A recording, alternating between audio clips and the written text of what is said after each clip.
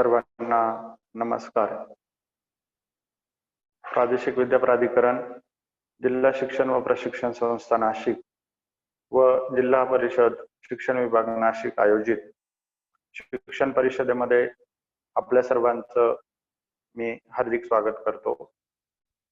आपण पाहतो आहोत की या शैक्षणिक वर्षामध्ये कोरोना कालावधीमध्ये आपण सर्वजण सुरक्षित आहात आणि सुरक्षित असतानाच आपण या शिक्षण परिषदेच्या माध्यमातून विविध प्रकारचे नवनवीन विषय घेऊन आपल्या समोर येत आहोत. त्या विषयांपैकीच एक असलेला आणि महत्त्वाचा असलेला PGI परफॉर्मन्स ग्रेड इंडेक्स कार्यक्षमता प्रतवारी दर्शक हा विषय घेऊन आम्ही आपल्या समोर येत आहोत.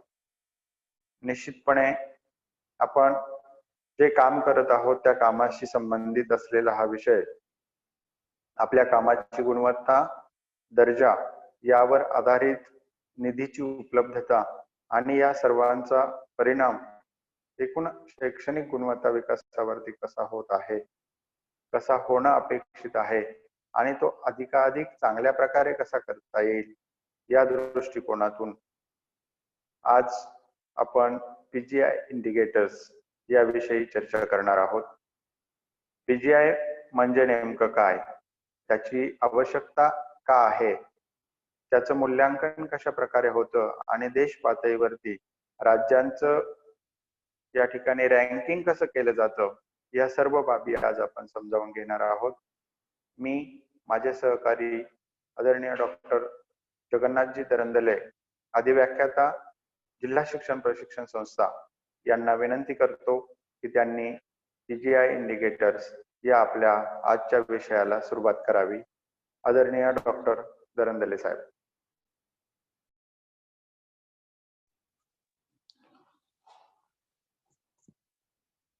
धन्यवाद सर. सर्वांना नमस्कार.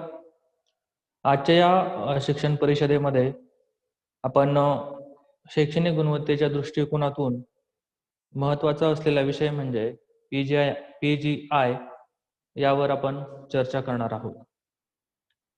PGI चा जो लॉंग फॉर्म आहे तो असा आहे, परफॉर्मन्स ग्रेड इंडेक्स. त्यालाच आपण मराठीमध्ये कार्यक्षमता प्रतवारी दर्शक असं म्हणतो. जे काही PGI आहे, PGI म्हणजे नेमकं काय याविषयी आपण सर्वप्रथम पाहूयात. PGI हे जे आहे हे एकूणच आपल्या देशाची शालेय शिक्षणाची जी स्थिती आहे त्याविषयी अंतर्दृष्टी प्रदान करण्याचं एक महत्त्वाचं साधन आहे की ज्यामुळं आपल्याला शालेय शिक्षणातील वेगवेगळ्या क्षेत्रामध्ये आपली काय कामगिरी आहे किंवा वेगवेगळ्या राज्यांची काय कामगिरी आहे आणि आपल्याला कोणत्या ठिकाणी सुधारणा कराव्या लागतील, कोणत्या ठिकाणी आपण पुढे आहोत याविषयीचं एकंदरीत माहिती आपल्याला या PGIच्या थ्रू मिळत असते. त्यामुळं हे जे काही PGI आहे हे PGI शालेय शिक्षणाच्या दृष्टिकोनातून अतिशय महत्त्वाचे आहेत. PGI कशासाठी आहेत किंवा PGIचा आपण वापर कशासाठी करणार आहोत, त्यामध्ये महत्त्वाचे मुद्दे असे आहे की एकूणच शालेय शिक्षणाची शैक्षणिक गुणवत्ता यामध्ये सुधारणा करणे किंवा वाढ करणे, त्याचबरोबर आपल्या सद्यस्थितीमध्ये शालेय शिक्षणाचा दर्जा कसा आहे त्याचं मूल्यमापन करणं की जेणेकरून आपल्याला ज्या ज्या क्षेत्रामध्ये सुधारणा करता येणार आहे त्याचं रँकिंग, त्याचं गुणांकन दिसणार आहे. त्यानंतर या PGI थ्रूच आपल्याला ज्या काही सुधारणा करायच्या असतील, भौतिक असतील किंवा पायाभूत असतील किंवा अध्ययन अध्यापनाच्या दृष्टिकोनातून असतील, त्यासाठीचा जो काही निधी उपलब्ध होणार आहे तो आपल्याला या PGI थ्रू होणार आहे.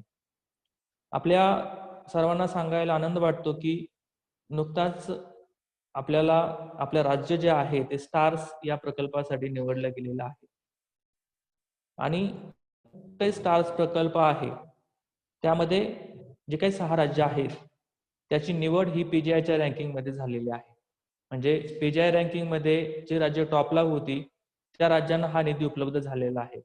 म्हणजेच एकूणच पीजीआयच्या रँकिंग थ्रू आपल्याला केंद्राकडनं वेगवेगळ्या स्वरूपामध्ये निधी उपलब्ध होतो आणि त्या निधीच्या द्वारे आपण राज्याची जी काही शालेय शिक्षणाची व्यवस्था आहे किंवा भौतिक सुविधा आहेत त्या उंचावून त्याद्वारे शैक्षणिक गुणवत्ता आपल्याला सुधारता येते. पीजीआय जे आहे किंवा पीजीआयचा जर विचार केला तर त्यामध्ये महत्वाचे घटक कोणकोणते आहे किंवा कोणकोणत्या गोष्टींचं मूल्यमापन केलं जातं यावरती आपण एक दृष्टिक्षेप टाकूया. पीजीआय मध्ये एकूण 6 क्षेत्र आहे, त्यालाच आपण डोमेन असं म्हणतो. हे 6 डोमेन जरी प्रमुख असले तरी त्यातील काही कार्यक्षेत्रामध्ये उपकार्यक्षेत्र आहे किंवा सब डोमेन आहे आणि हा एकूणच सर्व कार्यक्षेत्रांमध्ये 83 इंडिकेटर्स आहेत. त्याला मानक असं म्हटलं गेलेलं आहे. म्हणजे कार्यक्षेत्र जे आहेत वेगवेगळे त्यामध्ये काही इंडिकेटर्स दिलेले आहेत. त्या इंडिकेटर्सचं भारांश ठरलेला आहे. असे एकूण 83 इंडिकेटर्स आहेत आणि टोटल जे गुणांकन आहे हे पीजीआयचं हे 600 आहे. आपल्या सर्वांना माहिती आहे की ज्या वेळेला पीजीआय सुरू झालं शैक्षणिक वर्ष 17-18 आणि 18-19 या 2 वर्षांमध्ये पीजीआयचं जे काही गुणांकन होतं असं होतं. म्हणजे 2 वर्ष आपण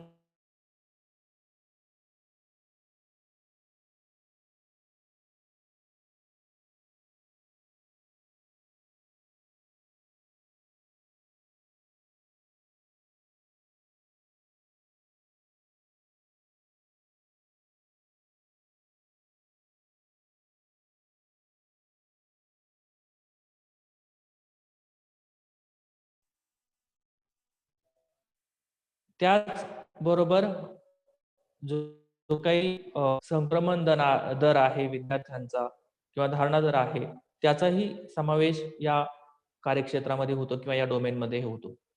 यानंतर पुढचं जे काही क्षेत्र आहे किंवा डोमेन आहे ते वर्ग आंतरक्रिया आहे. त्यानंतर तिसरं जे काही डोमेन आहे ते पायाभूत सुविधा आणि विद्यार्थी हक्क हे आहे.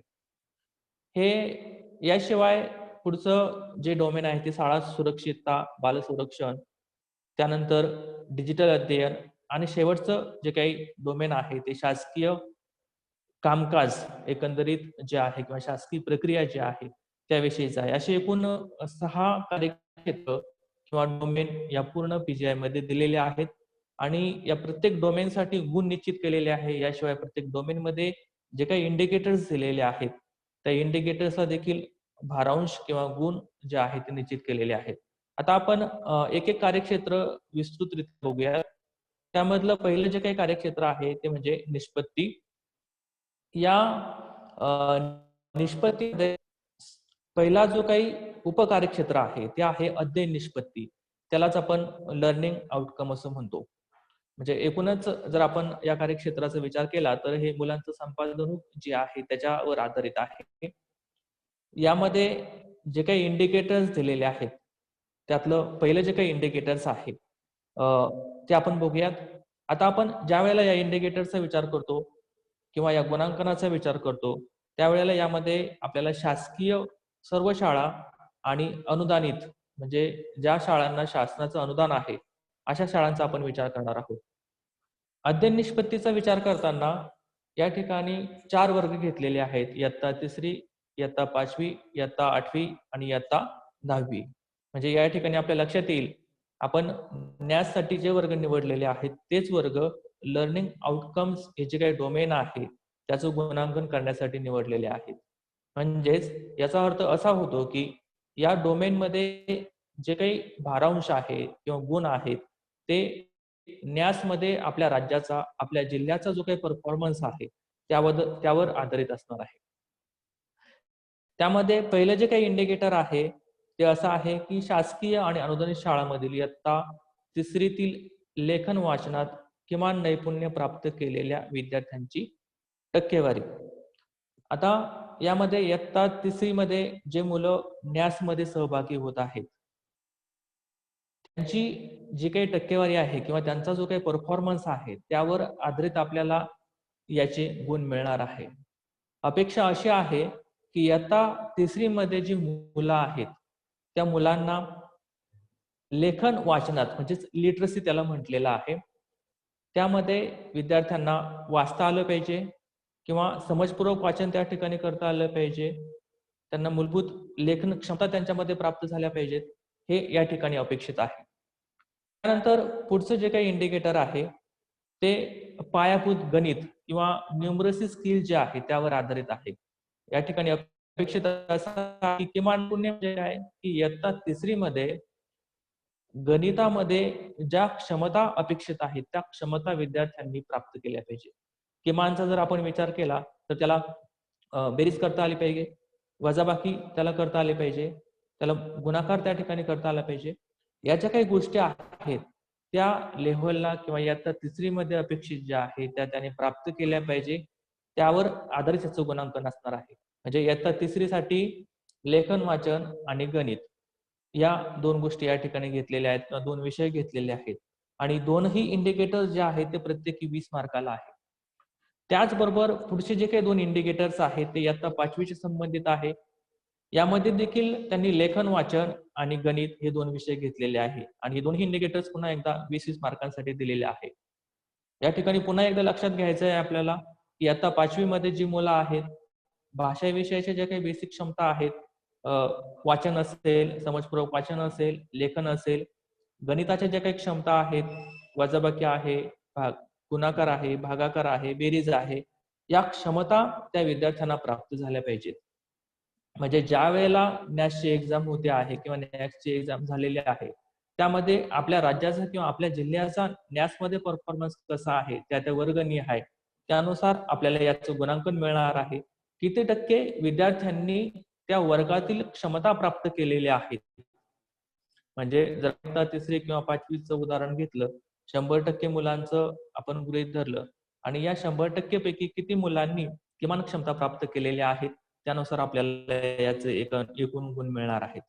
त्यानंतर पुढचा जो काही वर्ग आहे, तो इयत्ता 8वीचा आहे, की ज्यावर पुढचे इंडिकेटर्स अवलंबून आहेत. आता आपण पहिले 2 वर्ग पाहिले, इयत्ता 3री आणि इयत्ता 5वी यामध्ये महत्त्वाचे 2 विषय होते, भाषा विषय आहे आणि गणित विषय आहे. परंतु इयत्ता 8वी मध्ये हे 2 विषय आहेतच. याचबरोबर समाजशास्त्र आणि विज्ञान हे 2 विषय देखील वाढले गेलेले आहेत. म्हणजे गणितामध्ये त्या वर्गाच्या क्षमता त्या मुलांनी प्राप्त केल्या पाहिजेत. भाषा विषयामध्ये त्यांचं लेखन, वाचन कौशल्य विकसित असलं पाहिजे. त्याचबरोबर विज्ञान विषयाच्या ज्या काही क्षमता त्या वर्गामध्ये अपेक्षित आहेत, सामाजिक शास्त्राच्या ज्या क्षमता त्या वर्गामध्ये अपेक्षित आहेत, त्या देखील त्यांनी प्राप्त केलेल्या आहेत आणि किती टक्के मुलांनी त्या प्राप्त केलेल्या आहेत, विद्यार्थ्यांनी त्या प्राप्त केलेल्या आहेत, त्यानुसार त्याचे गुण आपल्याला मिळणार आहे. हे प्रत्येक इंडिकेटर जे आहे ते 15-15 गुणांसाठी आहे. म्हणजे एकूण इयत्ता 5वीचा जर आपण विचार केला तर 60 गुणांसाठी हे 4 इंडिकेटर्स असणार आहे. त्यानंतर पुढचा जो काही विषय आहे, पुढची जी काही इयत्ता आहे ती आहे इयत्ता 10वी. इयत्ता 10वी मध्ये देखील या ठिकाणी एकूण 4 विषय घेतलेले आहेत.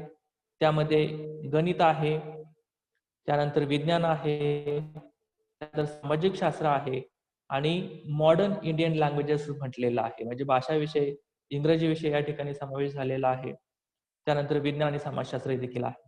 यामध्ये देखील इयत्ता 10वीतील ज्या काही अपेक्षित क्षमता आहेत त्या विषयनिहाय किंवा त्या विषयांसाठी त्या विद्यार्थ्यांनी प्राप्त केल्या पाहिजेत.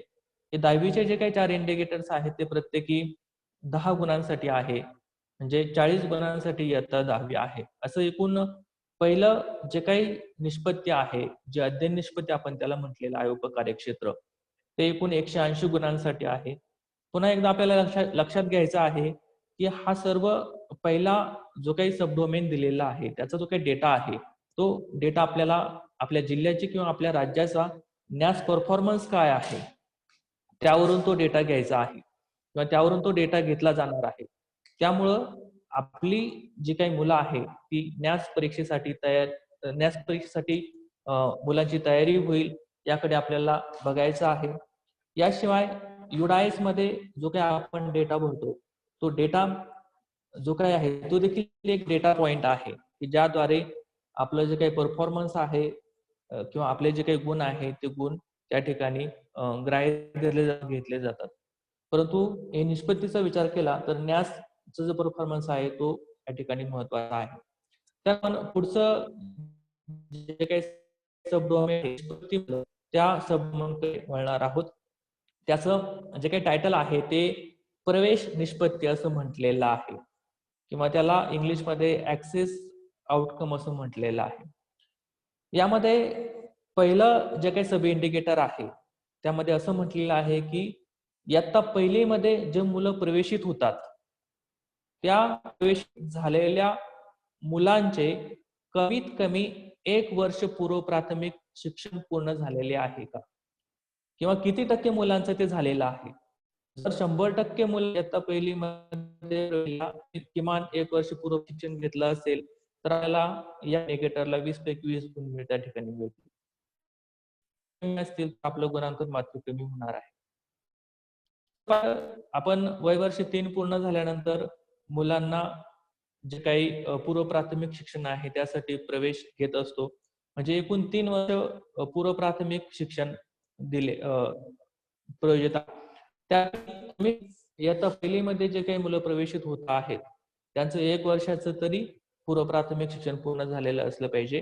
त्याची टक्केवारी ती आपल्याला वाढवायची आहे किंवा मुलं पूर्व प्राथमिक शिक्षणामध्ये प्रवेशित कसे होतील याकडे आपल्याला लक्ष द्यावे लागेल. तेव्हाच आपल्याला या ठिकाणी जे काही 20 गुण आहे ते पूर्ण गुण आपल्याला मिळतील.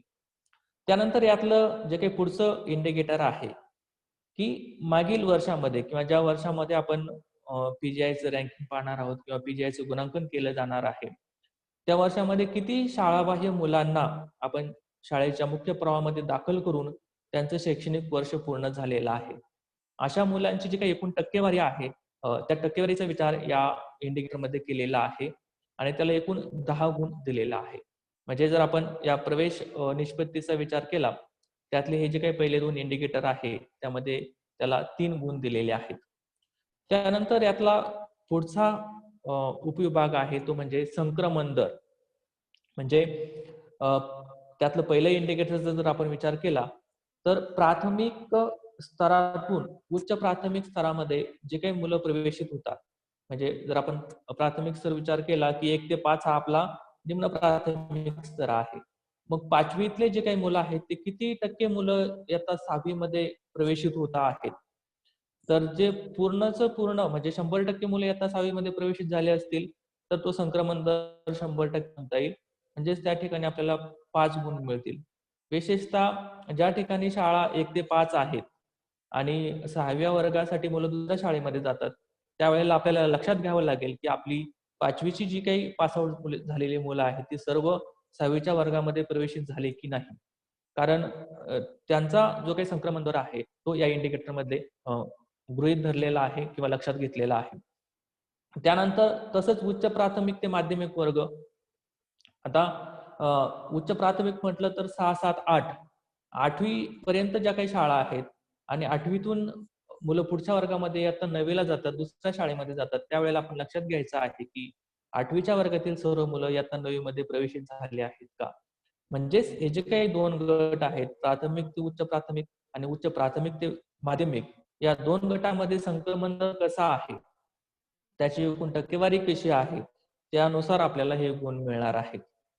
त्यानंतर पुढचा जो काही मुद्दा आहे तो धारणा दर. म्हणजे फक्त संक्रमणच या ठिकाणी महत्वाचं नाहीये तर मुलांचा जो काही वर्गातला धारणा दर आहे तो देखील महत्वाचा आहे. म्हणजे इयत्ता पहिलीला जर आपल्याकडे 25 मुलं प्रवेशित असतील तर इयत्ता 7वी पर्यंत किंवा इयत्ता 8वी पर्यंत किती मुलं राहिलेली आहेत. त्याचबरोबर इयत्ता 8वी किंवा 9वी मध्ये जर आपल्याकडे 30 मुलं असतील तर इयत्ता 10वी पर्यंत किती राहिलेली आहेत. हा जो काही टक्केवारी आहे मुलांची त्याला आपण धारणा दर असं म्हटलेलं आहे. त्यामुळं जितकी मुलं प्रवेशित पहिलीला होत आहेत किंवा जितकी मुलं प्रवेशित 9वीला होत आहेत त्या गटातल्या शेवटच्या वर्गापर्यंत राहायला हवीत. म्हणजे इयत्ता पहिलीची जी काही मुलांची संख्या आहे तीच इयत्ता 8वी पर्यंत असायला पाहिजे. इयत्ता 9वीची जी काही संख्या आहे तीच इयत्ता 10वी पर्यंत असायला पाहिजे. या धारणा दरासाठी 10 गुण या इंडिकेटरला दिलेले आहेत. त्यानंतर या ठिकाणी असाही विचार केलेला आहे की माध्यमिक स्तरावरती मुलांचा आणि मुलींचा धारणा दर किती आहे. कारण बऱ्याचदा मुलींची गळती प्रमाण जे आहे माध्यमिकला ते जास्त असताना आपल्याला दिसतं. तर तेही आपल्याला टिकून ठेवायचं आहे. म्हणजे मुलांप्रमाणेच मुलींचाही दारणा दर असायला पाहिजे किंवा मुलींप्रमाणेच मुलांचाही असायला पाहिजे. किंबहुना असं आपण म्हणूया की 100% मुलं आणि मुली इयत्ता 10वी पर्यंत असायला हवेत, की जेणेकरून इयत्ता 1ली मध्ये जे काही प्रवेशित झालेले आहेत तीच इयत्ता 8वी मध्ये असतील, इयत्ता 9वी मध्ये जे काही प्रवेशित झालेले आहेत तीच इयत्ता 10वी पर्यंत असतील. त्याला प्रत्येकी 10-10 गुण दिलेले आहेत. असे एकूण 70 गुण हे जे काही 2 घटक आहेत, या 2 घटकांसाठी दिलेले आहेत प्रवेश निष्पत्तीमध्ये. पुढच्या मुद्द्याकडे आपण वळूयात. पुढचा जो काही अ, मुद्दा आहे तो शिक्षक उपलब्धता आणि व्यावसायिक विकास निष्पत्ती. त्यालाच TAPDO असं म्हटलेलं आहे. ते एकूणच आपल्याकडे शिक्षक किती अवेलेबल आहेत आणि त्यांची जी काही CPD आहे ती कशी आहे, त्याचा या उपकार्यक्षेत्रामध्ये विचार केलेला आहे. त्यामध्ये जे काही इंडिकेटर्स दिलेले आहेत त्याचा आपण विचार करूयात. त्यामध्ये पहिलं जे काही इंडिकेटर आहे की त्यामध्ये त्यांनी शिक्षकांची टक्केवारी अ, बघितलेली आहे. आपण जर या अगोदरचे इंडिकेटर्स पाहिले किंवा उपकार्यक्षेत्र पाहिले तर त्या ठिकाणी विद्यार्थ्यांची टक्केवारी होती. मात्र यामध्ये शिक्षकांचा विषय असल्यामुळे शिक्षकांची टक्केवारी लक्षात घेतलेली आहे. यामध्ये अशा शिक्षकांची टक्केवारी आहे की ज्यांना निवडणूक आणि जनगणना या कामाव्यतिरिक्त इतर अशैक्षणिक कामांची जबाबदारी दिलेली आहे. अपेक्षित असं आहे की शिक्षकांना फक्त निवडणूक आणि जनगणना ही 2च कामे दिली जावीत आणि यापेक्षा जर इतर कामं दिली असतील तर अशा शिक्षकांची किती टक्केवारी आहे त्यानुसार त्याचं रेटिंग ठरणार आहे. त्यानंतर यातलं पुढचं जे काही इंडिकेटर आहे ते अध्ययन निष्पत्तीवर आधारित किती शिक्षकांचं ट्रेनिंग झालेलं आहे किंवा प्रशिक्षण झालेलं आहे अशा शिक्षकांची टक्केवारी विचारलेली आहे. त्यानंतर पुढचं जे काही इंडिकेटर आहे त्यामध्ये जे काही पायाभूत प्रशिक्षण आहे शिक्षकांचं त्याची टक्केवारी विचारलेली आहे. मग त्यामध्ये गणिताचं असेल, भाषेचं असेल किंवा इतर विषयांचं असेल. त्या एकूण प्रशिक्षण घेतलेले जे काही शिक्षक आहेत त्यांची टक्केवारी किती आहे? या दोन्ही गोष्टी महत्त्वाच्या आहेत. अध्ययन निष्पत्तीवर आधारित किती शिक्षकांचं ट्रेनिंग झालेलं आहे आणि मूलभूत अध्ययन क्षमता ज्या आहेत त्याच्यावरती म्हणजे जर आपलं संबोध किंवा वाचन प्रशिक्षण दिलेले आहेत. त्या संबंधाचे जे काही प्रशिक्षण आहे ते किती टक्के शिक्षकांचे झालेले आहेत. त्यानंतर पुढचं जे काही इंडिकेटर आहे ते शिक्षकांची जी काही उपलब्धता आहे त्याविषयी आहे. प्राथमिक आणि माध्यमिक निम्न प्राथमिक आणि उच्च प्राथमिक या दोन्ही पातळीवरती शिक्षकांना PTR म्हणजे प्युपिल टीचर रेशिओ विद्यार्थ्यांप्रमाणे शिक्षकांची रिक्रुटमेंट आहे का त्याची टक्केवारी किती आहे या दोन्ही गटांसाठी प्रत्येकी 5 गुण दिलेले आहेत. अपेक्षित असं आहे की RTE मध्ये जे काही नियम दिलेला आहे त्या नियमाप्रमाणे आपल्याकडे शिक्षक अवेलेबल आहेत का? जर ते पूर्णपणे अवेलेबल असतील तर आपल्याला त्या ठिकाणी पूर्णपणे गुण मिळतील. कमी असतील तर मात्र त्या ठिकाणी आपलं गुणांकन कमी होईल. यानंतर यातलं शेवटचं जे काही इंडिकेटर आहे ते खूप महत्त्वाचं असं आहे की ज्यामध्ये CRC म्हणजे केंद्र प्रमुख यांच्याविषयीचं हे इंडिकेटर आहे. त्यामध्ये असं म्हटलेलं आहे की शैक्षणिक मार्गदर्शनासाठी किमान 2 भेटी प्रत्येक महिन्याला झाल्या पाहिजेत असं अपेक्षित आहे. आणि किती शाळांच्या भेटी झालेल्या आहेत केंद्रप्रमुखांनी या भेटी केलेल्या आहेत त्याची टक्केवारी किती आहे त्याला 10 गुण दिले आहे. लक्षात घ्यायचं आहे की केंद्रप्रमुखांनी त्या केंद्रामध्ये ज्या काही शाळा आहेत त्या प्रत्येक शाळेला प्रत्येक महिन्यामध्ये किंवा प्रत्येक महिन्याला किमान 2 भेटी दिल्या पाहिजेत आणि या 2 भेटी ज्या आहेत त्या शैक्षणिक मार्गदर्शनासाठी आहेत. शैक्षणिक मार्गदर्शन म्हणून आपण ते करणार आहेत आणि ज्या वेळेला आपण या भेटी देतो आहोत त्या भेटीची नोंद आपली शेरेबुकामध्ये पाहिजे आणि शेरेबुक लिहिताना आपण शैक्षणिक सपोर्ट केलेला आहे, अकॅडमिक सपोर्ट केलेला आहे किंवा दिलेला आहे तर त्याविषयीचा तो शेरा असायला पाहिजे. आणि या नोंदी घेतल्यानंतर पुढची जबाबदारी जी आहे ती मुख्याध्यापकांची आहे की ज्या वेळेला आपण UDISचा डेटा भरतो आहोत त्यावेळेला शैक्षणिक सपोर्टसाठी ज्या काही भेटी दिलेल्या आहेत त्या भेटींची नोंद करणं महत्वाचं आहे. कारण केंद्र प्रमुखांनी जरी भेटी दिल्या असतील आणि जर HM यांनी या भेटींची नोंद केली नाही तर त्याचे जे काही गुणांकन आहे ते आपल्याला मिळणार नाही. त्यामुळं युडायस भरताना प्रत्येक शाळेमध्ये जे काही एचएम आहेत त्यांनी ज्या परीक्षीय यंत्रणेच्या अकॅडमिक सपोर्टसाठी भेटी झालेल्या आहेत त्या भेटीची नोंद करावी. त्यामध्ये केंद्र प्रमुखांच्या भेटी असतील, विस्तार अधिकाऱ्यांच्या भेटी असतील, डाएटचे जे काही अधिकारी आहेत त्यांच्या भेटी असतील किंवा जिल्हा स्तरावरती इतर जे काही अधिकारी आहेत त्यांच्या भेटी असतील, या सर्व भेटींची नोंद आपल्याला युडायस मध्ये करायची आहे.